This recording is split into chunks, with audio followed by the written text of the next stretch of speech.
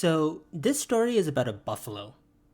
Specifically, Alex Hirsch and the Gravity Falls crew's office buffalo, named Beardy. Yes, you heard that right. And no, I've not lost my marbles.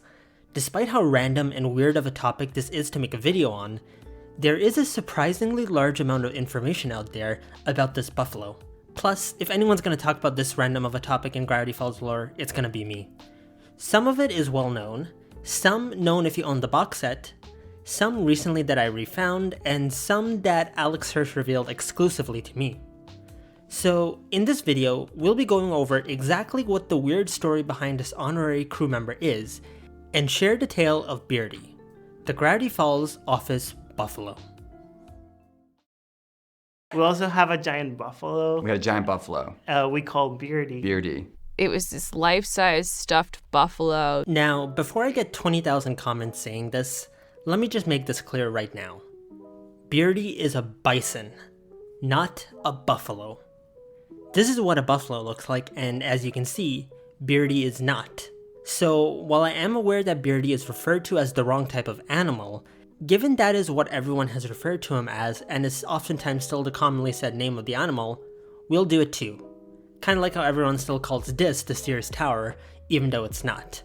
So no, I'm not ignorant to the differences between a bison and a buffalo, but someone down the line of the story was, and so everyone refers to it as such, and I'm not about to change that. With that now out of the way, let's dive first into the story that you all know. Beardy the Buffalo is a taxidermy buffalo that was located in the Gravity Falls production offices. He was the sort of mascot of the production team and used by them as a meeting point and source of photos. Every time someone visited the Gravity Falls offices, they would take a photo either next to him or on top of him. According to the crew, however, Beardy was pretty unstable. People, when they came to visit, would always want a photo with the buffalo, and it was always very precarious. Seeing from our officer cube, somebody trying to climb on the buffalo was like. We had a step stool to really the buffalo because it wasn't super stable though. Yeah. Despite that, he was well liked there and rightfully maintained his importance to the show's production. Alex Hirsch even referred to Beardy in his Twitter bio back in the day. During the production of the show, it read, "Mayor of Gravity Falls. I ride a buffalo to work." Beardy also has made appearances in various content like behind the scenes videos and photos. Congrats to Japanese Yuris! Here's your prize! Photos by people visiting the offices, and even other show creators. He even got a semi-cameo in Gravity Falls himself, if you count this taxidermy bison international treasure as so. And he even was the namesake of the Manator, Beardy, in Dipper vs. Manliness. You too, Testosterone, Pituitor, and I don't know, whatever your name is, Beardy? It's Beardy. Beardy was also seen in various crew photos over the years, being decorated for various holidays, occasions, and even one time was jumped over with a remote-controlled car. And then you came out of editorial and you were you climbed up on the buffalo and you're like, jump the buffalo! And that became the new challenge, and we gathered a bunch of weird stuff around the office. To try to create a makeshift ramp. This huge ramp. To make it possible for this RC car to jump an actual adult-sized buffalo. Yeah, and we blew an entire afternoon trying to jump the buffalo with this super race car. And we did it, and that was a lot of fun, yeah.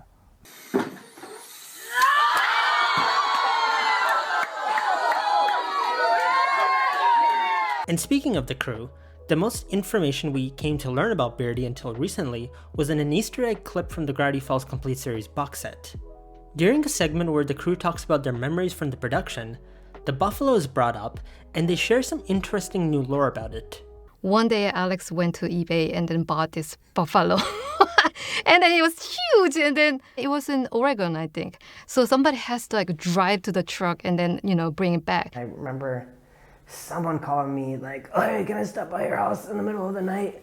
I just drove up to Oregon to pick up a giant stuffed buffalo for Alex." I don't even remember who it was, but it was someone who needed to crash at my house because I'm on the way home from Oregon because they had a giant buffalo. But when buffalo marching into the office, that was freaking awesome. That was a fun afternoon where everyone was just climbing on top of this buffalo and posing for pictures. As you heard, the crew mentioned that Beardy's origins were that Alex Hirsch one night bought it off eBay and then had someone drive up to Oregon to pick it up, who then had to crash at Thurv Van Orman's house. Then the crew blew a whole afternoon setting him up. And more or less, that was the story. It's a little fun tale about a funny little thing that was in the Gravity Falls crew offices, and not much else. But, like with everything about this show, just when you thought you knew it all, some new trivia finds its way into your path, and you're suddenly up at 2 in the morning researching about a stuffed buffalo and some odd new lore about how it really managed to arrive at Disney TVA. What am I doing with my life? Anyways, here's where it gets weird. Well, weirder. Back in 2022, during the 10-year anniversary celebrations for Gravity Falls, various members of the production team shared never-before-seen behind-the-scenes images and videos from production on Gravity Falls. It was a lot of fun, but it got me thinking, could there be more photos and videos out there? So I began exploring the various pages of GF crew members that were available online at the time, and public ones at that too that were documented in the past by other GF fans, to see if there was anything there to find. And sure enough, I managed to locate and archive a ton of rare behind-the-scenes photos from the production of Gravity Falls, as well as unseen storyboards, videos, and more. As mentioned in the previous video on Mystery Tour, these included new images from the decade-old road trip the crew took, but also photos taken in the production offices, conventions, Disney TVA events, and more. Then I made a discovery on a profile owned by series writer Jeff Rowe that surprised me. There was an image gallery called Sleepy Blue Get Buff 2011. Now, I had no idea what all this was, but as I looked through the gallery, I noticed something amazing. At the end of it were photos of Beardy the Buffalo as he was being delivered. It showed Beardy being picked up from the cellar, all wrapped up, being driven from Oregon to California, arriving at Disney TVA, and finally, Alex Hirsch getting to meet and getting to enjoy his incredible purchase. Also probably share some stories about what it's like making a cartoon for Disney Channel. These photos were all dated October 2011, so this was less than a year into production of Gravity Falls, which, if you don't know, was greenlit in December of 2010. It was an amazing set of photos that I couldn't believe we had just uncovered. But the story doesn't end there. While looking for more photos from the production of Gravity Falls, I found a link to a Twitter page that Jeff had left up, and it honestly confused the hell out of me. The account was called Skylar Jeffrey Tyler, with the handle Buffaloaf. It was following 5 accounts, had 2 followers, and only 57 tweets.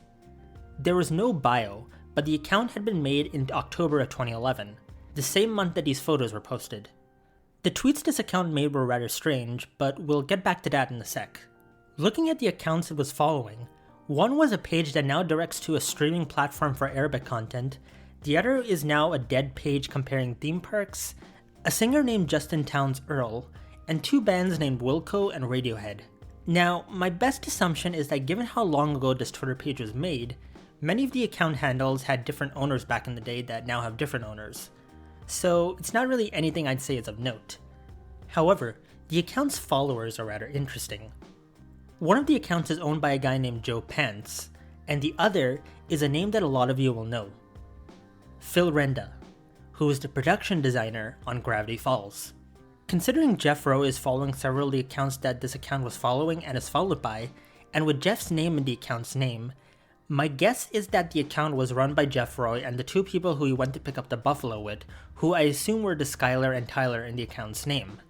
Also, side note, I managed to determine that the Tyler in the story is most likely Gravity Falls Season 1 storyboard artist Tyler Chen, given the GF Wiki had him listed as the sole crew member named Tyler to work on the show, and the fact that he worked on earlier episodes of the show from April 2011 to December 2012, fitting the time that this trip occurred in perfectly.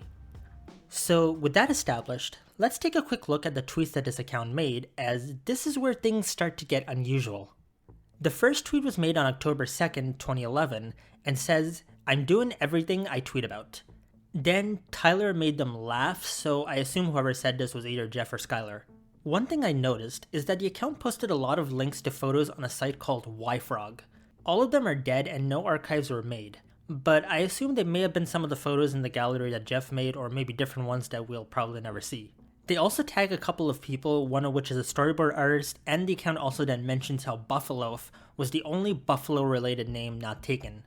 There was a lot of random tweets here and there made by Buffaloaf after that for the rest of the day until on October 3rd, when it says they crossed the San Mateo Bridge. The account then tags another Buffalo-themed account called Buffaloaf and tells them to tell Bosley that they couldn't stop and get chocolate at a place called Ghirardelli. We'll get back to who Buffaloaf is a bit later, as this is a major character in this odd story. From there, Buffaloaf makes a few other photo tweets and mentions how they had breakfast at a place called Sizzler because A&W was too depressing. Considering I once got food poisoning at an A&W, I don't blame them. They then saw an owl, and apparently there was a bird funeral after that. So it seems that Jeff Roy literally predicted the Owl House before Dana Terrace was even on the GF crew. Anyways, the rest of the tweets for October 3rd are similar until October 4th, when after staying at a Motel 6, Buffaloaf tweets at Buffaloaf again to say that they have made a grave mistake. There appears to have been a video attached to the tweet, but the link is long dead, so I guess we'll never see that video. After that, Buffaloaf tweets about being near Mount Shasta, and that some things are better left untweeted. Then they finally make it to Oregon, tagging someone who I assume no longer owns the same handle. Their next tweet is the most interesting yet, if you ask me, as it simply says, "Mystery Shack found."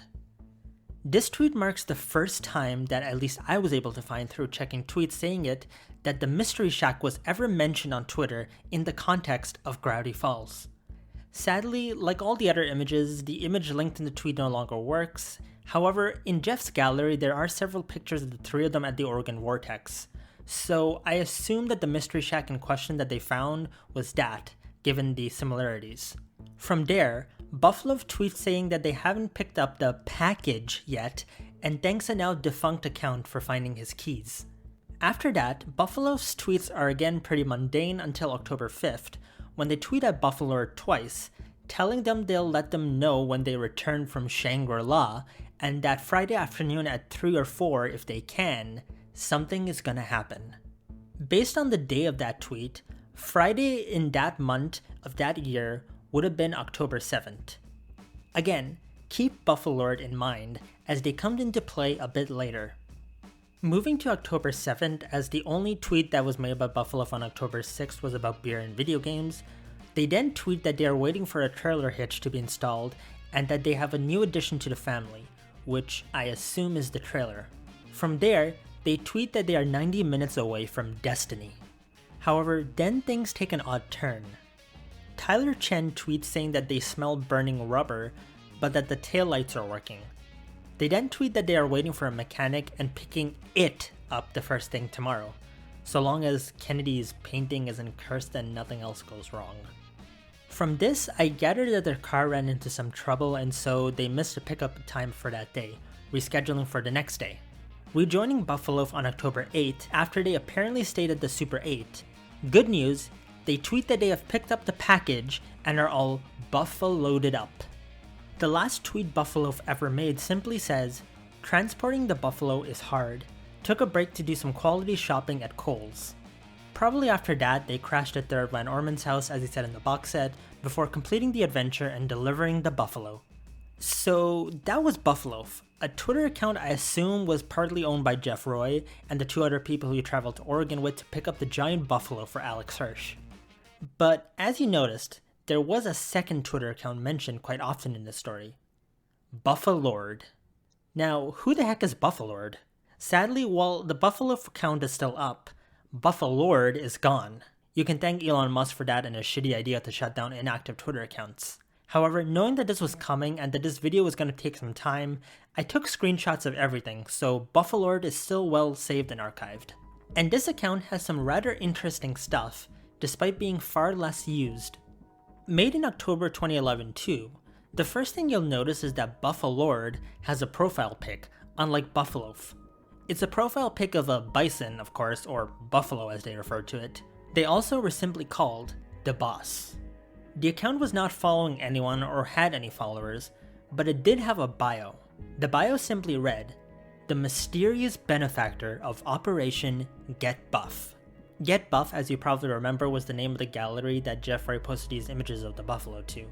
The account only had 7 tweets in total, well 6 to be honest, as one of them was just a retweet of Buffaloaf's Mystery Shack tweet. However, these few tweets give a pretty clear idea of who this account belonged to, if you've not already figured it out from the name and bio. The first tweet, made on October 3rd, is directed to Buffaloaf as were all of their other tweets, and says, "Angels, this is Charlie. Target is located at," and well, I can't say or show this part. "Be strong. It can get buffalonely out there." Now, you might be wondering what was in the censored part of the tweet that I didn't say. And well, it's literally an address. And the address in question, when I looked it up on Google Earth, was of the exact location where the buffalo was picked up from. I compared the location with the images of the buffalo being picked up, and the area matched exactly. Given this location is a private property, I obviously am not going to share it, but I am surprised this tweet was up for as long as it was with that in it. But long story short, it was the address from where Jeff picked up the buffalo. The next tweet, also on October 3rd, tells Tyler Chen to not fuck up, then says, "Buffalord is watching," and links a tweet pic. Amazingly, this link still works, and if you go to it, you'll find this. What the hell is that? Why the hell is that? What the hell's going on? It's a bison with Alex Hirsch's face on it. So, if it wasn't already clear, this account was run by Alex Hirsch himself. Hence the fact that it's called The Boss, as Alex would technically be Jeff Roy's boss while working on Gravity Falls. Plus the drawing matches Alex's style to an extent. My best guess is that this account was used by Alex, as was Buffaloaf by Skylar, Jeff, and Tyler, to keep in touch as they traveled through Oregon to get the buffalo. Maybe also done to add a bit of fun to the adventure of going to Oregon to get a giant taxidermy buffalo. I also didn't realize this till I was writing the script, but it seems that the image of Buffalo Alex was archived once before in December 2014. I have no idea why or how or by who, but I guess I'm not the first person maybe to come across this. Anyways, from there, Alex tweets at Jeff again on October 5th, saying, "Buffalord to Buffaloafers. I need to know the day/time you are planning to pick up the merchandise, wink wink." After retweeting the Mystery Shack tweet, Alex tweets at Jeff again and says, "Answer me, I say."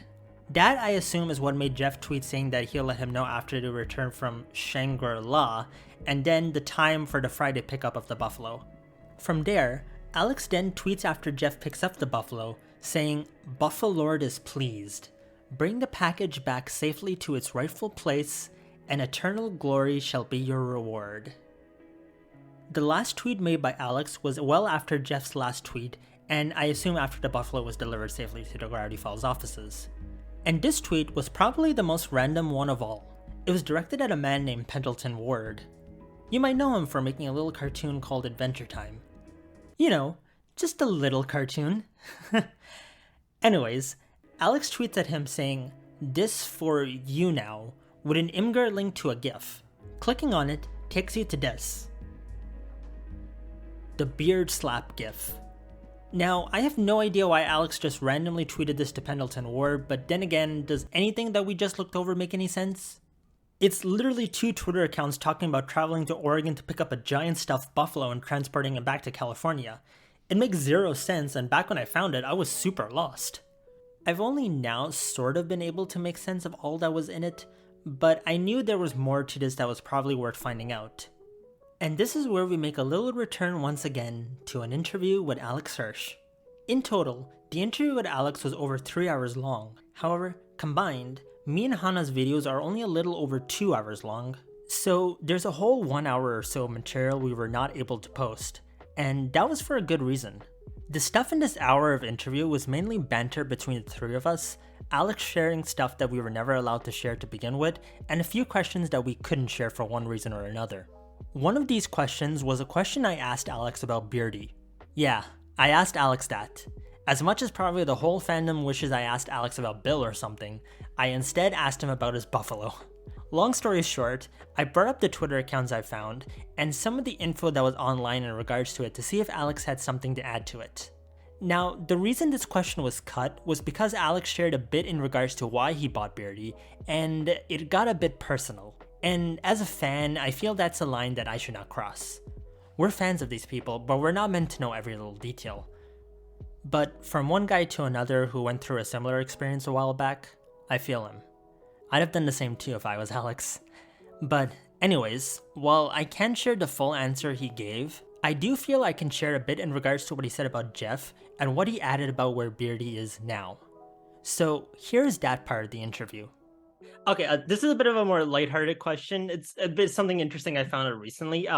I found a series of Twitter accounts, which one of them is now gone because, you know, Elon Musk and what he's been up to with Twitter. But like, it was an account that was, I think, tied to Jeff Rowe, and it was related to the office Buffalo that you guys had in the Gravity Falls offices, and like it was going into like him going to Oregon to get the buffalo and then coming back down. I think the Twitter account is like called Buffaloaf or Buffalord or something, and there's like a bunch of tweets on about him driving to Oregon to get it. And in the box set, there's like a mention of the buffalo, of how like he, like Thurb went Orman, he was like talking about how like a crew member stopped at his house while carrying a giant buffalo for you. And basically the question is, what's the whole story behind how you got that buffalo, and like what was up with these Twitter accounts, if you might know? Yeah, I mean, I can't speak to the Twitter accounts because I was not aware of those. Okay. But the buffalo was because it was season 1 of Gravity Falls. I'd never run a television show before, and it's very hard, folks. I'm gonna spoil it for you. It's really, really hard to run a TV show. Yeah. And I went on eBay and I just like typed taxidermy, and then I like looked for the biggest one I could find. And yeah, I just saw there was a buffalo, like a full-scale adult buffalo for dirt cheap. Like a buffalo of that caliber should be like $15,000 bare minimum, and it was like $1,000 or something. Wow. And I was like, oh, I could cover that with like two Grunkle Stan voice records. Like this is worth it. And the reason it was so cheap was they were liquidating their ranch, and it was in Oregon, and they're like, anybody who can take this stuff, here's some money, just get it out of our. And I was like, oh, but I'm not in Oregon, so I called up. Yeah, I guess Jeff, I think, was the one I called up, and I was like, hey, I know that you were taking the next 2 weeks off, and you wouldn't happen to be going to the Pacific Northwest anyway. And he's like, oh, I'll absolutely pick up your buffalo. That's on. He was overjoyed to do it. So him and a couple friends got a pickup truck. They picked it up. They drove it in. Right. And I didn't ask Disney's permission. We just, all of us, picked the buffalo off the truck, walked it into the office, plunked it down in the center. And my thought was, if they have a problem with it, they can drag it away. And, you know, the next day, everybody came in and all the executives were delighted by it. So it became the mascot of the studio. Right. It became a beloved thing. I have it in my garage now. It's come with me through my life. I love it dearly. So that's basically the story. While Alex didn't know about the Twitter accounts, I assume given because of how many years it's been and that it probably is now just a blip in the history of the show, he did at least reveal new details here and there that confirmed the story. He went on eBay one night, found a giant buffalo for sale from a liquidation, and decided he could cover the cost easily. Then, he sent Jeff Rowe, who was on break from the show at the time, to Oregon to go pick it up for him. And from there, Beardy became a valuable member of the Gravity Falls crew and now resides happily in Alex's garage, waiting until he's taken out again for another adventure with the creator of one of the greatest Disney cartoons ever made. And that pretty much is it. Originally, like most fans, when I learned about Beardy, I just assumed it was a simple story about Alex buying a giant buffalo off eBay and it became something the crew all loved and messed with until the show ended. But with a simple bit of research, I uncovered a crazy story involving Twitter accounts, a road trip, and classic Gravity Falls crew shenanigans that led to this simple taxidermy buffalo becoming an important and beloved member of the GF team. It just goes to show, as always, the simplest stories regarding Gravity Falls may just have the deepest lore around the corner. It's a simple case of diving in and seeing what you find. And that is what I love about this show so much, because there is no other cartoon out there where you can find so much random stuff regarding something so small. Especially when it comes to a taxidermy buffalo that's actually a bison, owned by its creator, who was so kind enough to share the story with a fan over 1 year ago. But with that said, that's the end of this video. I'm that GFN, and thank you for watching.